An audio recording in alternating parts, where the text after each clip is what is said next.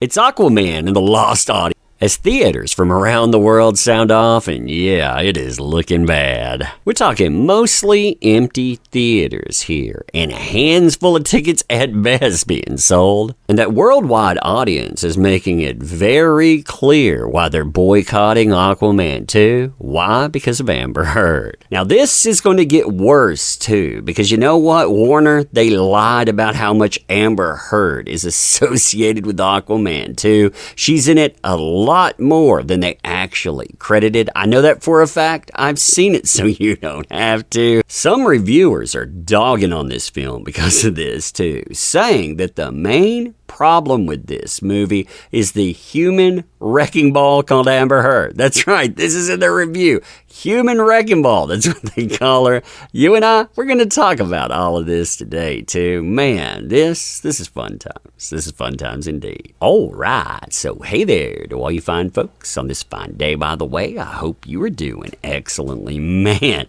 I was expecting a flop from Aquaman 2, but I was not expecting have to Where's Waldo the audience. I mean, really, look at this. I mean, you got a lot of leg room, I guess. I mean, this is your opening. 2 seats. 2 seats out of over 100 in this theater alone. This isn't some one-off either, some exception to the norm. No, this seems to be standard, as other people are posting theaters like this. The poster here says they have 102 seats in their theater. Guess how many were sold by showing?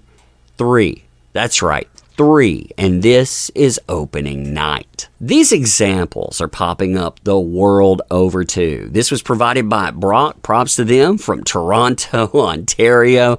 Yeah, it doesn't look like audience turnout here. It looks like a losing game of Tetris. Oh no, look, I've filled in all the wrong spaces. I mean, really, if this is the best that you can do for opening night, yeah, you see why they're turning the page and they're burying the franchise. What makes this even funnier is that the people shilling for Amber Heard unintentionally got this right too when they were trying to get people to turn out, with pictures like this.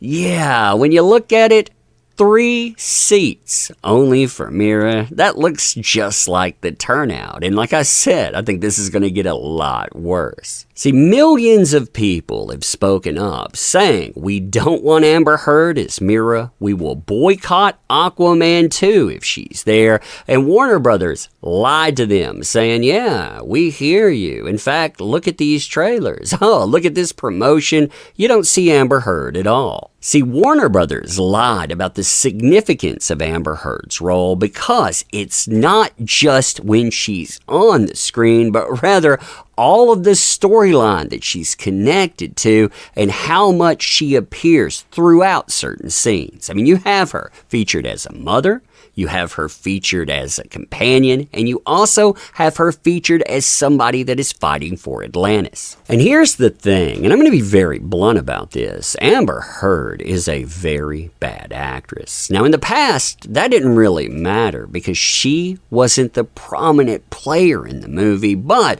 after everything that happened with Johnny Depp, all eyes are on her. When you look at, now this becomes painfully apparent when she tries to emote, and there's one scene that really captures this, where she and Jason Momoa, they're horrified by an outcome. There's anguish, they both cry out.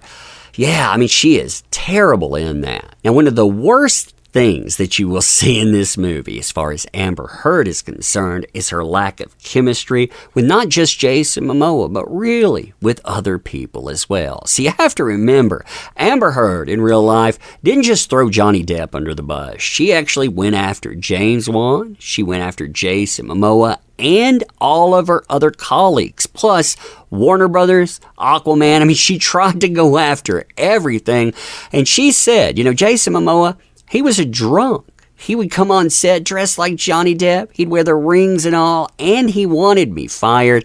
And I'm not sure if that relationship was always fractured and flawed, if they never had that chemistry. I mean, Walter Hamada suggested they had to put that there in post. Here, it does not come through. To the point there are cringe lines in the movie. There's a point where Jason Momoa says, "Oh, let go of my wife," or "get away from my wife." And you're just like, oh man, I mean, this doesn't feel natural. It all feels forced. And remember, it's even worse because Warner Brothers, they lied about it being there in the first place. Now, many reviewers are squarely pointing the finger at Amber Heard, too, saying, yeah, 2023, that was a really bad time for superhero movies. But you know what the real bad time for Aquaman is?